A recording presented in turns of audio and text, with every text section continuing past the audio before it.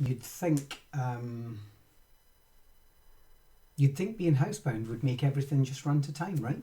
You'd think there could be, hey, what else are you doing?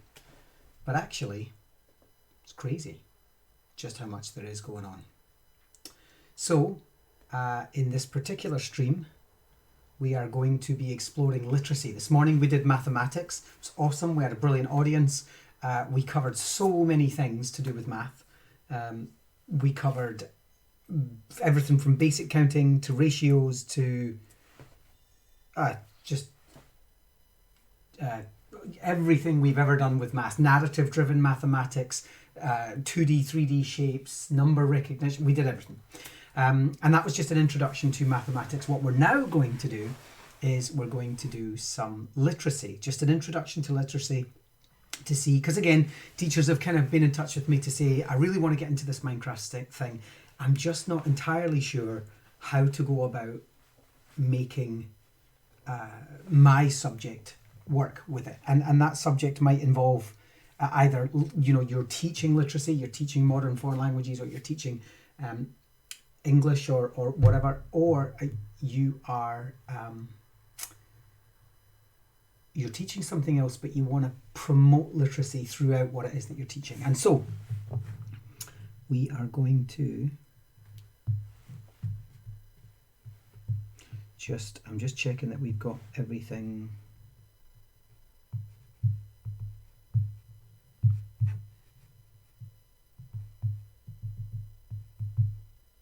There, okay. So let's just jump into Minecraft and see what we've got in the way of literacy already. Well, actually, no, you know what we'll do? Let's start with a new world and let me show you some of the tools in Education Edition specifically that are designed to help you promote literacy. So let's just start a world called Literacy World Basics.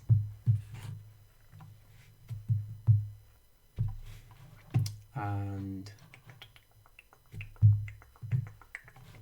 we're going to go creative, peaceful.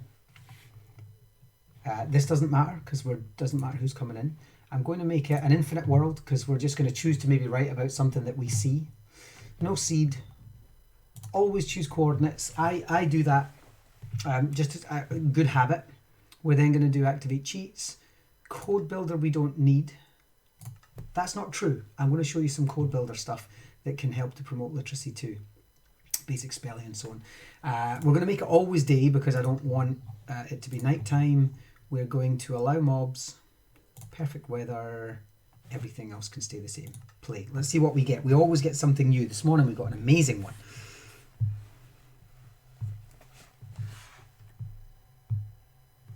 Here we are.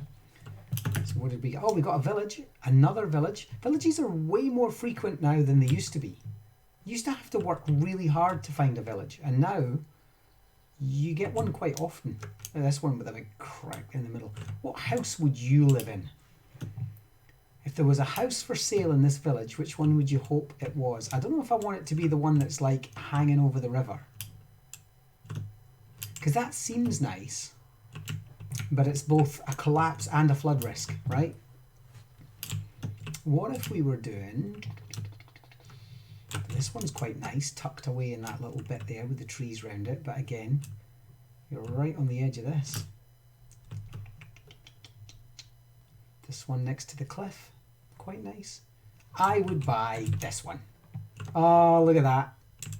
I'd have to jump to get in and back out again. Yeah, I'd do some landscaping. I'd do some landscaping. We're not going to worry about that. So let's head down into our village then, and let's just imagine that we are going to be doing a literacy piece on farms. So I want to count my, what do we got here? We got beetroot. I'm sure this is beetroot. Yeah, beetroot seeds. So we know we've got 2 by 1, 2, 3, 4, 5, 6, 7. So there we go, 2 by 7 in this farm for beetroot.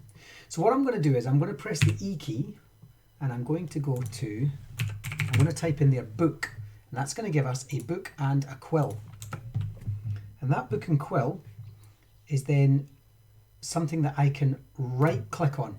Now, notice when I did that, I'm just going to go back into C. I typed in the word book and I got bookshelf, book, Book and Quill, and then I got all these other enchanted books. Ignore all of them. We just want the Book and Quill. And once I've got it in my hand, you see it down in the bottom right, this big chunky thing here. You see it swap for seeds, book, book. There we go.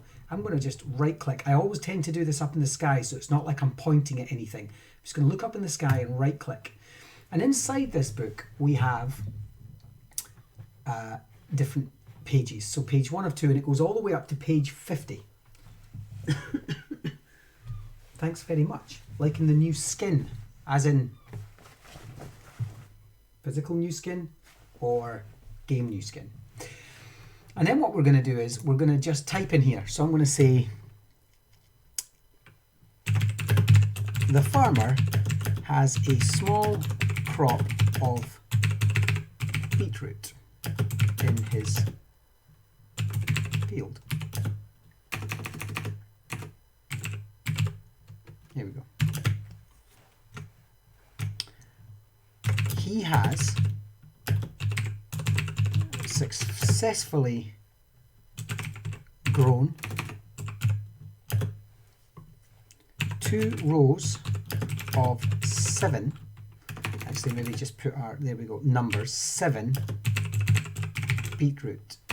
Wow, you'd think I would be able to spell journal literacy course. There we go. So the farmer has a small crop of beetroot in his field. He has successfully grown 2 rows of beetroot so far. Now, that's quite nice, right? What if we wanted to just have the word, so any object, like, so if there's an object in that, I want that highlighted. So what we can do is we can press Alt and type, while we're holding Alt, we type the numbers 2 and 1, 2, 1. And that gives us this little double S. And that double S allows us to then put a number at the end. So 1 or 2 or 3. And you see what's happening? 4, 5, 6, 7. Let's find one that looks like beetroot. So 1, 2, 3, 4. There we go. 4 is the nearest to beetroot. So the answer is 14 beetroot. Perfect. Thank you very much, Jake. There's a 10-year-old doing the maths for me. Good lad. And so, also, I'm not sure I've spelled successfully right. Have I spelled successfully right? I possibly have. You know when you look at a word, you know, sometimes it's written down and you think, that's not right. And you go over and over and over it. Anyway, back to the beetroot. Someone can correct me on that if it's wrong. I'm just going to type Alt 21, and that's going to change everything to, there you go, 4. So I just went back and I did that just before the beetroot. And then when I go to the end of the beetroot, I'm going to go Alt 21 0, and that changes everything back because 0 is black. Then we're going to go to the end, the beginning of this beetroot, and we're going to do Alt 21. What was that again? 4? Yep. And then when we get to the end of the beetroot, we're going to do Alt 21 0. And what that does is, that means if I press escape now, you can see that the word beetroot has been coloured. And so we can actually, 2 L's. Thanks so much. We're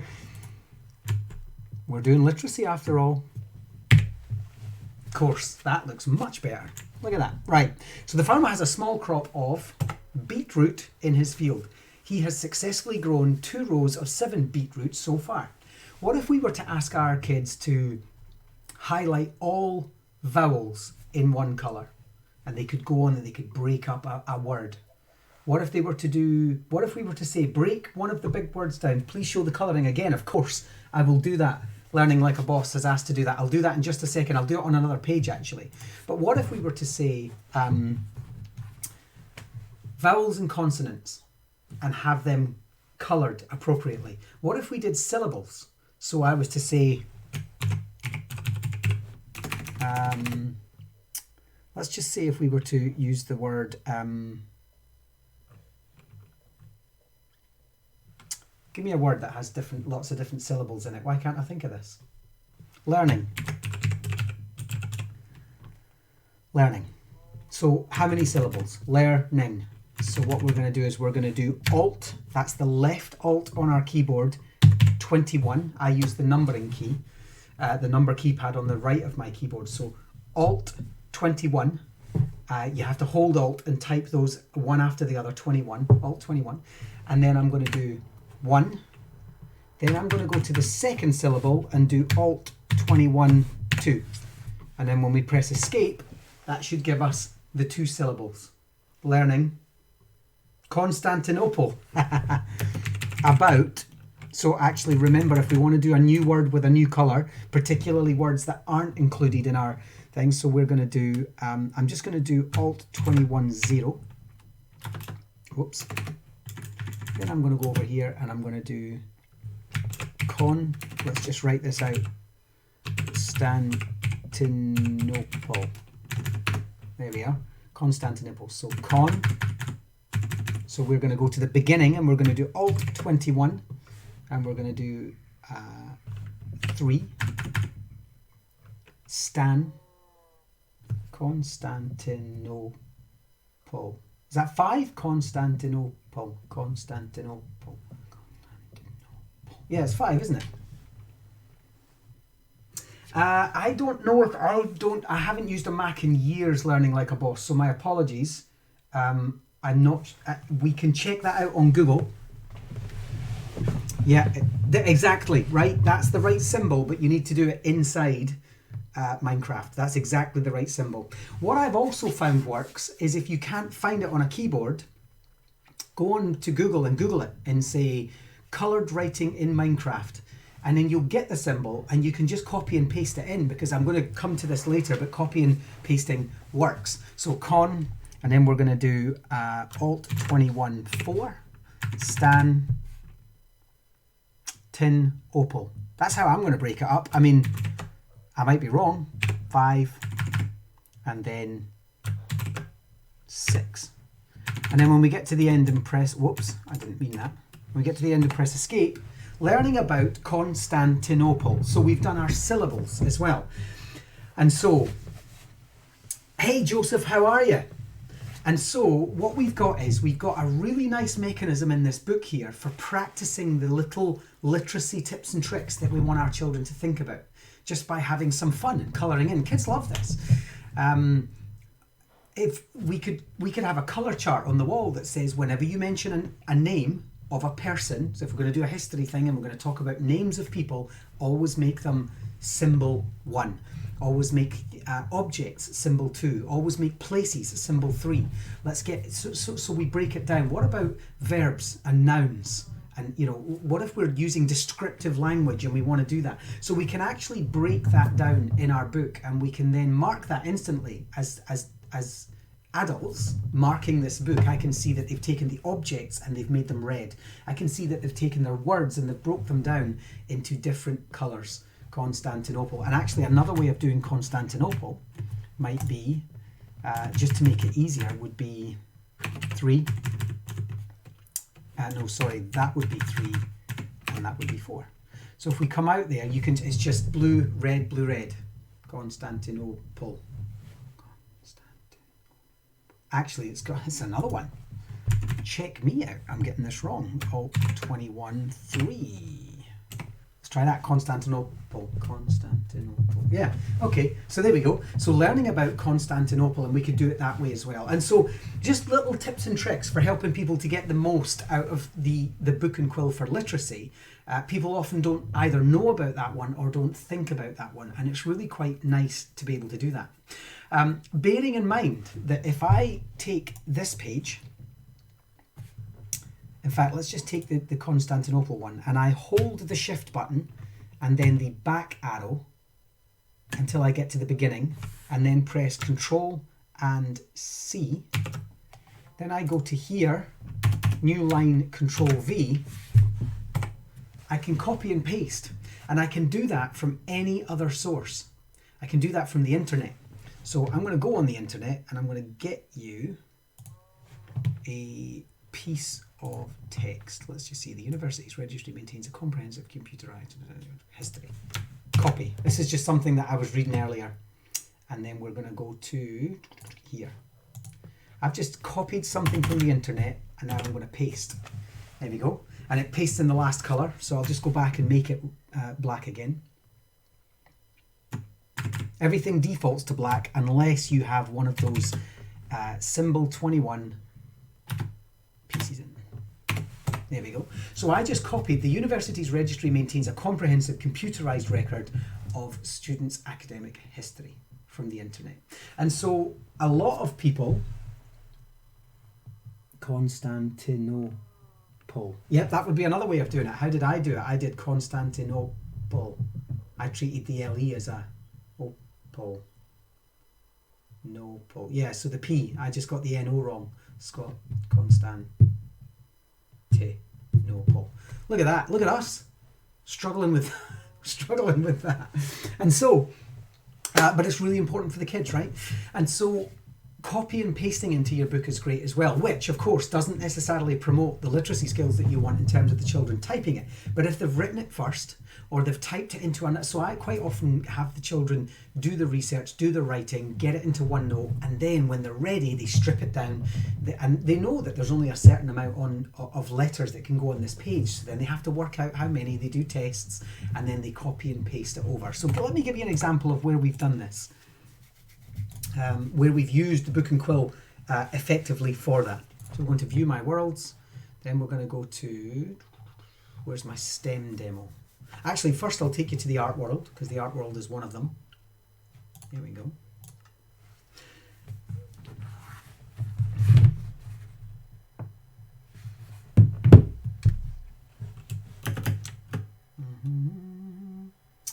I think it's this one. So some of you may have seen the art world. We're going to do a whole stream on the art world eventually, but we've just used it so far. Welcome to the Sistine Chapel.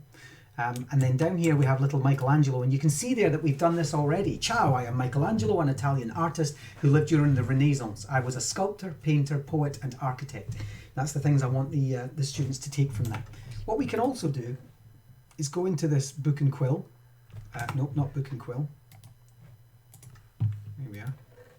Into this book, and when I read the book, you'll see there we wanted Pope Julius II, Sistine Chapel, 4 years. These are things that I want my children to remember, because later there's going to be a question that says, hey, we know that Michelangelo painted over 5,000 square feet of frescoes on the ceiling of the Sistine Chapel, but how long did it take him? Was it A, B, C or D? And these are the things that can help them to get that. I had never painted a fresco before. Again, person, always in the same colour. Fresco in the same colour, and so on. Lime plaster, object in green. I built scaffolding for a job. Leonardo da Vinci and I were contemporaries, so there's another person's name and so on. And so we're able to do that, and you see the pictures in here that complement that. I'll go back to that in a second. And so using that is really important. What if we go to another world where we've used this? Oh, that's a great question. Learning Like a Boss has asked, do you find a difference in engaging boys and girls? Here's the thing. I'm generally called in and parachuted in with stuff like this, solutions like this, because we of course do Minecraft, we do 3D printing, virtual reality, podcasting, animation, filmmaking, you name it. But generally with Minecraft, we're parachuted into something particularly around mathematics and literacy, because there is a divide. They are struggling to engage boys of a certain age, or they are struggling to engage girls of a certain age. My experience, quite honestly, is that boys struggle more with reading. Not because they're not necessarily capable of doing it, although that's probably true of certain boys just as it's true of certain girls, but the willingness to read. And we know that. I mean, I think if we look universally at education across the world and parenting across the world, there's a universal struggle to get younger boys to want to read. And it's so important about role models, like reading to your children.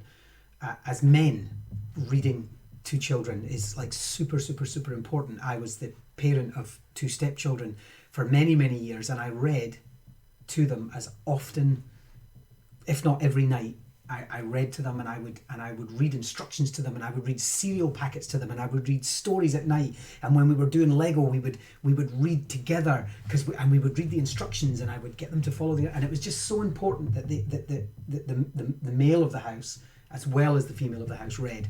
And so I'm definitely aware that there's an issue with that.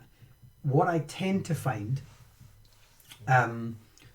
is when it comes to Minecraft, that is leveled out.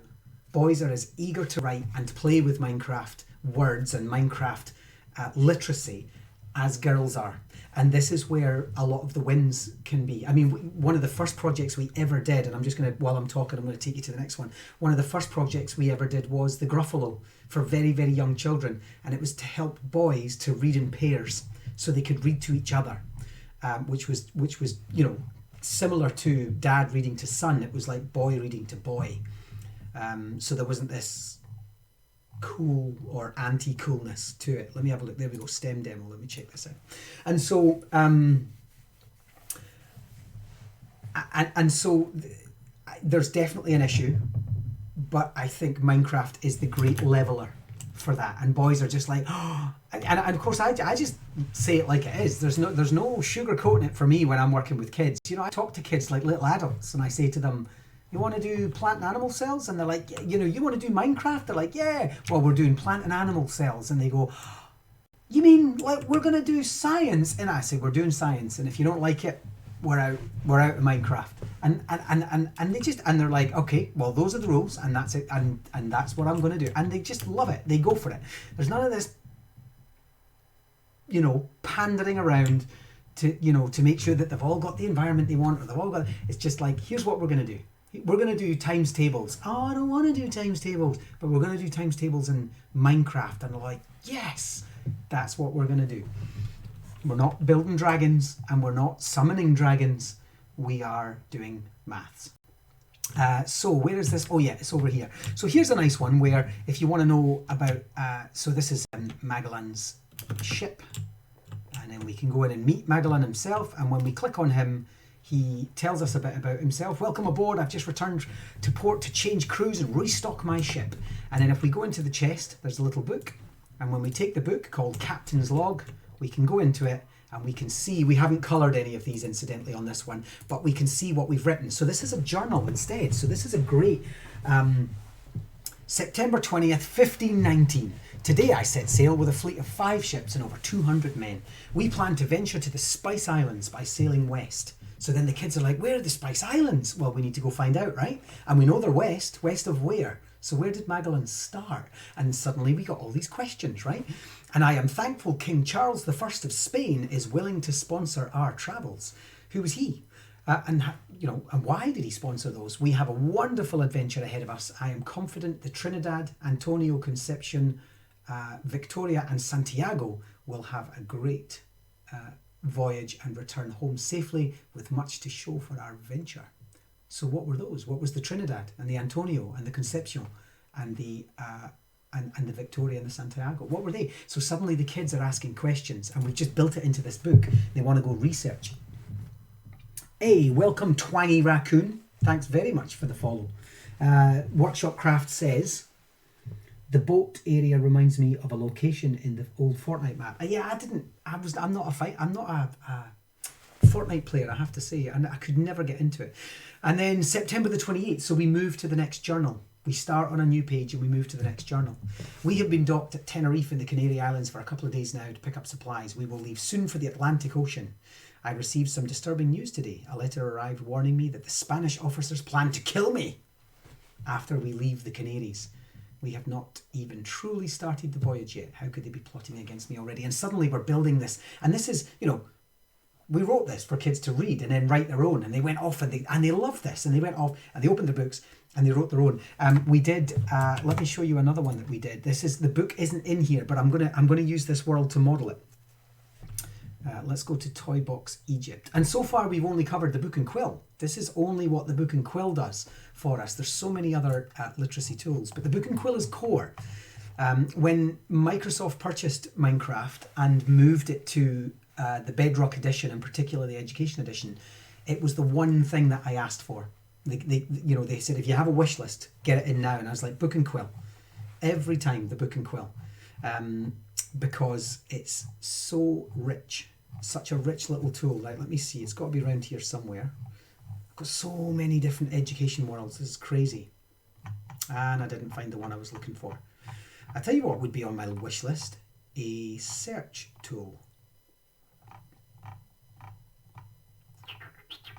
That would be nice. Got to be in here somewhere though.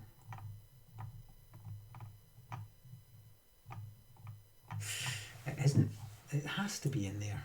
All my toy boxes. There's Toy Box World War One, Toy Box Pompeii.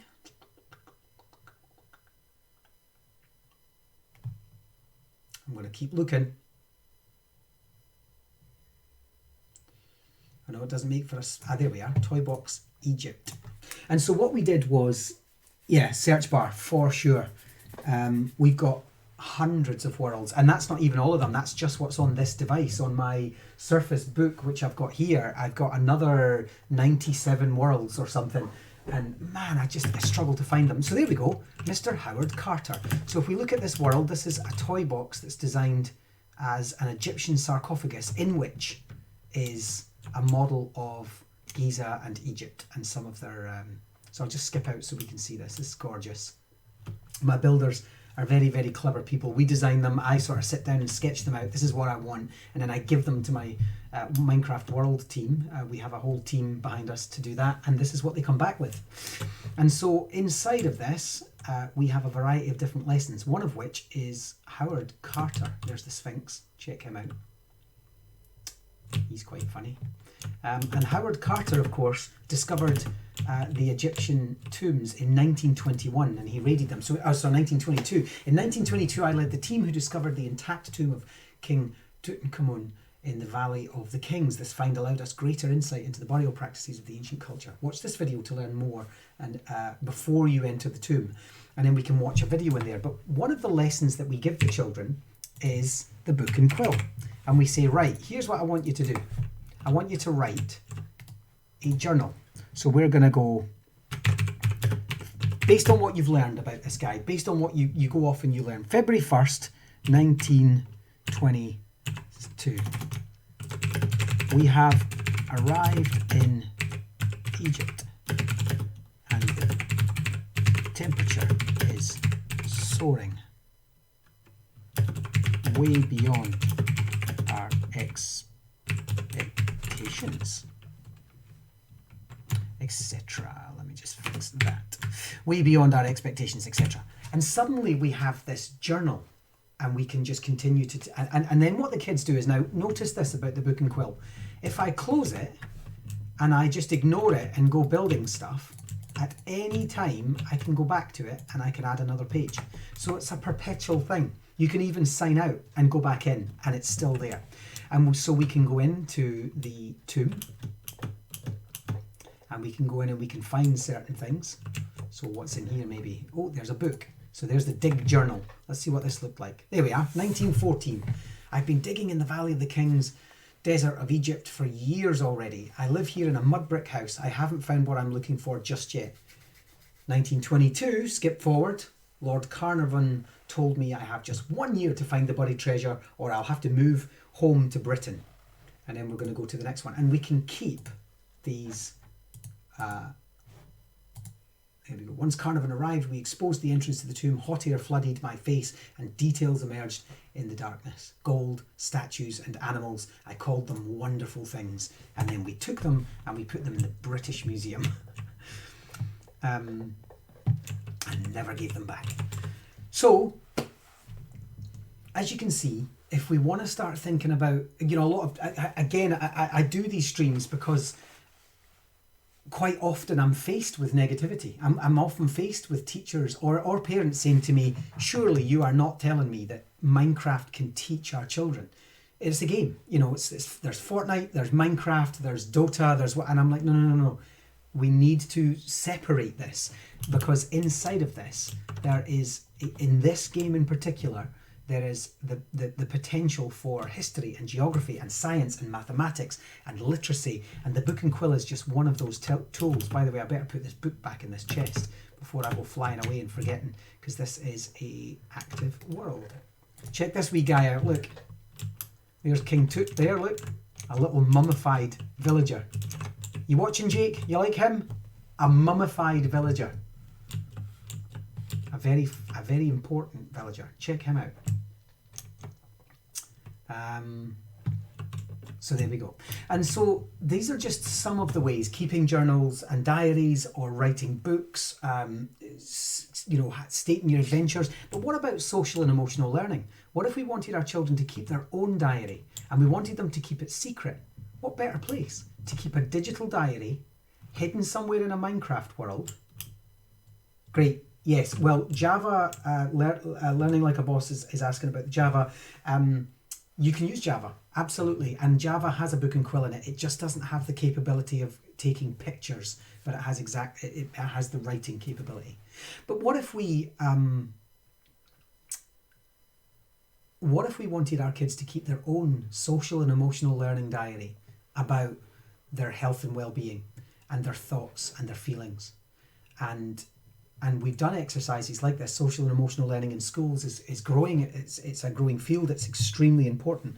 So what if we kept those in hidden in a place, trapped?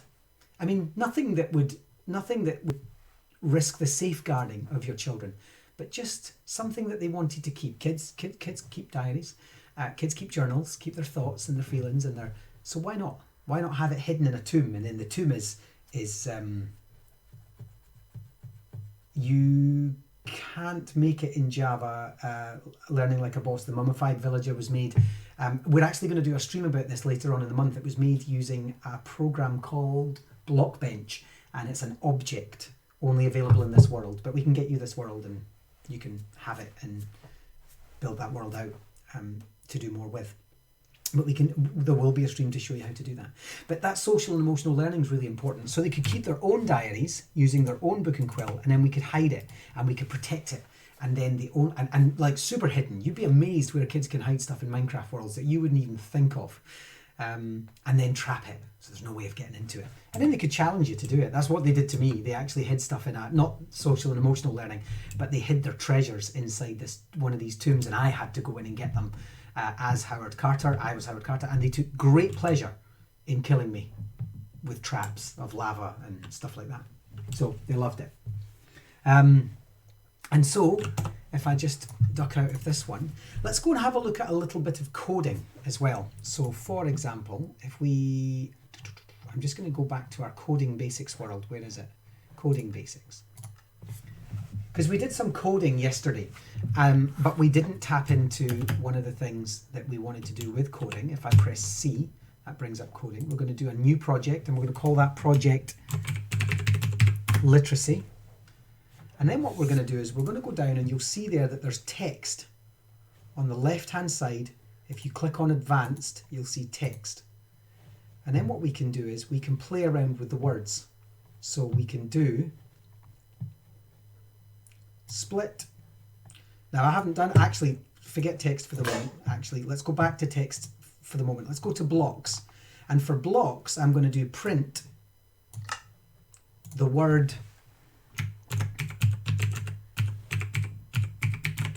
Constantinople. Actually split mine. Let's see if we can do this. Print Constantinople in, where are we? Let's have yellow. In yellow concrete at my location going west. We just have to test what that is. And I say my location because if you remember what we said about coordinates, we're using relative coordinates. That's the ones with the little squiggle.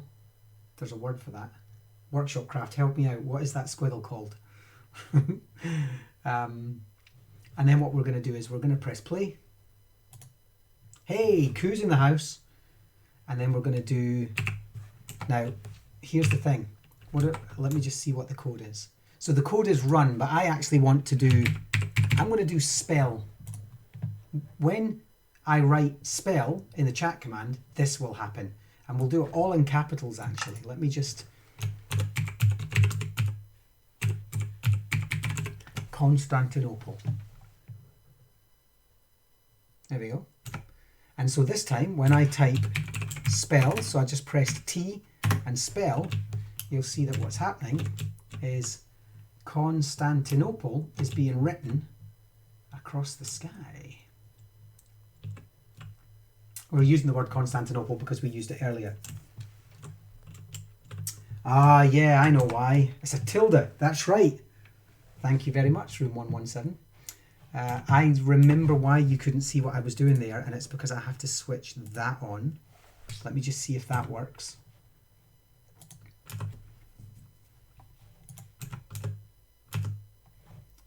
And then split it in half. There we go. Can you see that now? Yeah, you can see the code now. Sorry, that was my fault. I need to remember when I'm doing code, I need to open a separate window because it's a slightly different thing. Right. Yep, you can see it. So you'll see here that what I did was, let me just take you through that one more time since you couldn't see that. My apologies. I must remember that going forward. So what I did was, I'll just get rid of this. There we are. And what I did was on player chat, and I called it spell. I went into blocks and I said print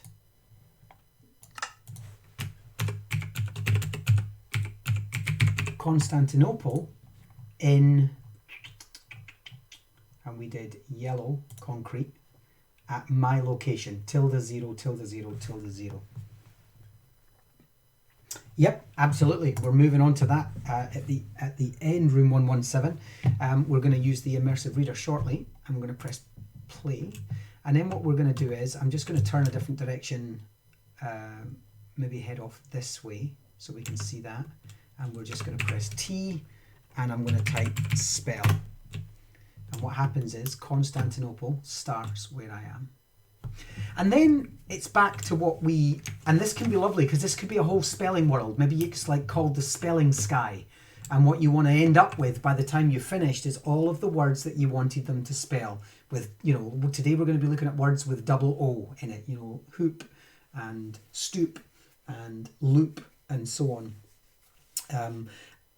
And you end up with this gorgeous sky with all different words and different materials, all of the 5-letter words in green, all of the 4-letter words in red, for example.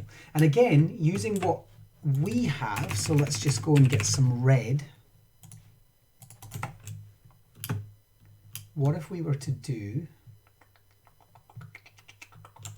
con stan? I spelled it wrong. Look, there's a T missing. Dun, dun, dun, Constantinople. That would have been a very different history, right? So let's do it over here instead. So let's do con stan, and then we worked out it would be, we agreed it would be t, and then no, and then pull. And suddenly we've got the kids looking at the syllables. So in this giant word, take some concrete and go put a break where you know the syllables would be, and so on. So the coding function is fantastic, and you could even do the coding part. So as a teacher or a parent, you could create the spelling sky, and then you could say to the kids, okay, I need you to find a word that rhymes with steep. And then they're looking around and they see the word sheep in the distance and they fly and they land on it. Brilliant. I need you to find a word that has 6 letters and means this. And then they look around and they go, and we can create these puzzles with these giant spelling skies, or word skies and so on. So you could do that in advance. You could just, because again, all we now do is we just go back and we just change this to sheep. We'll make that green instead, and we'll raise our cells up a bit, and we'll type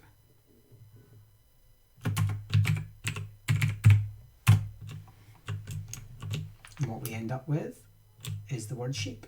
And then we'll go make another word, and then we'll go make another word and another word, and we can have them at different angles, because remember, if we go back into C, we can now just make this north instead. We'll make it red and we'll make the word target. Press play, and then we're just going to stand here and we're going to do spell. Oh, there we go. So it's this way, and it's actually small case. I should have done that in full case, but there we go. Target. And suddenly we have these words appearing in these giant skies, and we can have all kinds of word games, etc. In Bedrock, you can go in chat, press the up arrow. Yes, absolutely. Yeah. You can just go up and see what you've done before, and that allows you to go up and see. So let's just do spell again. We should get target again. There we are. Thanks, Jake. That's a great little hint from my audience. It has to have been typed first. It's basically a history. You can scroll through your history. And so, as you can see, there's another nice coding way of doing it. But there's also one final tool that I'd like to show you before I sign out. And that is, as mentioned by Room 117, who's with us, that is, and where are you signing in from, Room 117? Where are you watching us from? And that is the Immersive Reader. And so let me go down and show you some other, I keep doing that, I now need to do this. Let me go to a different world, and that disengages me from code fully. Let's go into, it doesn't really matter what world, but we will go into Redmond, Ground Zero, right? I hope you are looking after yourself and your loved ones, and everyone is safe. Let's go into, I could pick any world, and I'm just struggling with this one. Victorian Toy Box, there we are.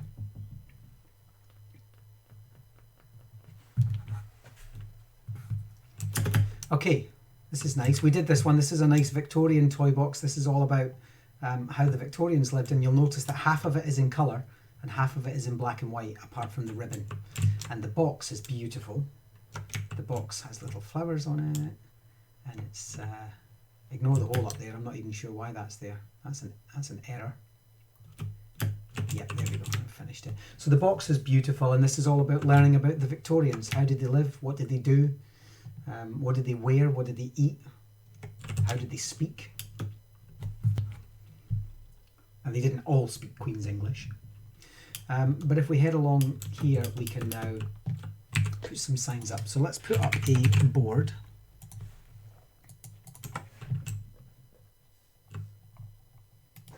Oops. So here's some of the other tools. That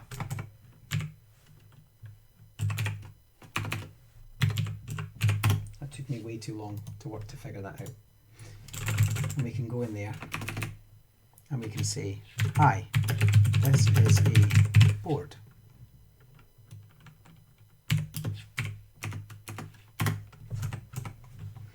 And then we can press the I key, and what that does is it opens up Microsoft's Immersive Reader. This is a remarkable, remarkable tool. And the Immersive Reader sits inside Minecraft. It's also available for OneNote and just, you name it. The Immersive Reader is in it as part of the Office 365 offering. It's free. And let me just come back out of it. We'll go back to Minecraft. Exit.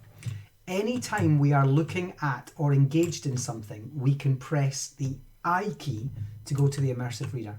And so let me just put more in here. If you press the I key while in Minecraft and engaging. Right, now we can figure it out, right? Why, if you press the I key while in Minecraft and engaging in text, this will open the Immersive Reader. Constantinople. Right, let's try that. Okay, so now we're going to come out, we're going to look at this sign, and we're going to press the I key. Unfortunately, if you're using Java, this is not possible. And then what we can do is we can play around with this. So if I press play, Hi, this is a board. If you press the I key while in Minecraft and engaging in text, this will open the Immersive Reader. Constantinople. She says it quite right? But I've made some mistakes. I noticed that. I was listening to that and thinking, hang on a minute. She said enaging, not engaging. So I can go back and I can fix that. I also noticed that there's not a spell there. A space there. She read it right, but she didn't. But I noticed while she was reading it that it came up as one word. So it's will open. So it's one word. So let's try that again. Let's see if that makes a difference. There we go. Press play. Hi, this is a board. If you press the I key while in Minecraft and engaging in text, this will open the Immersive Reader. Sounded much better. Constantinople. Constantinople. Right. Okay. So now what we can do is we can go up to this little button up here with text preferences, and we can say, look, we prefer this text. I actually don't. I prefer that one. Comic Sans is a no-no, but Calibri for sure. We can also change the text size. So let's do that. Let's just do that. Then we'll go back out and we'll press play. Hi, this is a board. If you press the I key while in Minecraft and you can see that what it's doing now is it's still taking them through it. Constantinople. But it's doing it much larger. And then what we can do is we can go up to grammar options and we can say, look, why don't we make nouns pink, or verbs red, adjectives green, and adverbs yellow. And we can show the labels as well. And so let's try that again. We don't have to play it every time, but I'm just gonna. Hi, this is a board. If you press the I key while in Minecraft and engaging in text, this will open the Immersive Reader. Constantinople. Yeah, so let's turn syllables on. Let me see. Syllables on. Oh, look! Constantinople. Look at that. So we were right. We added the red. This is where our red concrete would have gone. Funny every time, right? And so before you know it, you've got this incredible tool built in for your literacy that helps children of any ability range to check this out. So where's our adjectives? Where's our nouns? Let's actually, it looks a bit messy just now, so let's just strip it down to just adverbs. How many are in there? None. Right. How many verbs are in there? Oh, there. Press, engaging, will open, is. Is a verb? I'm learning stuff today. It's treated like that. Minecraft is a noun. Text is a noun. Reader is a noun. Constantinople is a noun. And so it's such an amazing tool. Oh, we can translate by language. This is good. Show one line at a time. This is lovely. Show 3 lines at a time. No, let's do 1 and let's go back out and read that. Hi, this is a board. If you press the I key while in Minecraft and engaging in text, this will open the Immersive Reader. Constantinople. And then if we go into here, we can slow the voice speed down. Let's take it down to half and let's make it male instead. Hi, this is a board. If you press the I key while in Minecraft and engaging in text, this will open the Immersive Reader. Constantinople. Sounds like your drunk uncle. Probably shouldn't be teaching you to read, but that's fantastic. Not genuinely, I absolutely love the Immersive Reader, and that works for. We've already done some stuff with NPCs. That really made me laugh. I enjoyed that. Oh, they got, look, black and white NPCs to go with our Victorians. Sadly, they don't have any. What does that one look like? Oh, he's not. I don't know why they're not showing up, but there we go. A black and white NPC. How nice is that? And then when we right click and we edit the dialogue, we can say, hi, I'm a Victorian. I speak like the Queen. I'm not even sure if that's a thing. And what we can do is we can, while we're in dialogue, Now, where is it? Why is it not coming up there? Oh, I know why. I need to be in student mode. And when I go in, oh, that's interesting. The Immersive Reader, I wonder if it's because I've used different NPCs. It's normally built in. I think it's because I did something to the NPCs. I'll tell you what, let's try a different world. I might have broken the NPCs in there. Victor the Victorian, right? Let's try just a standard redstone basic world. This will have all the things in there.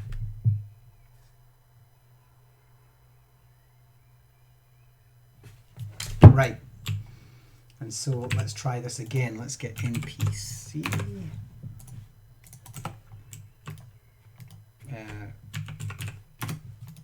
Here we go. Hi.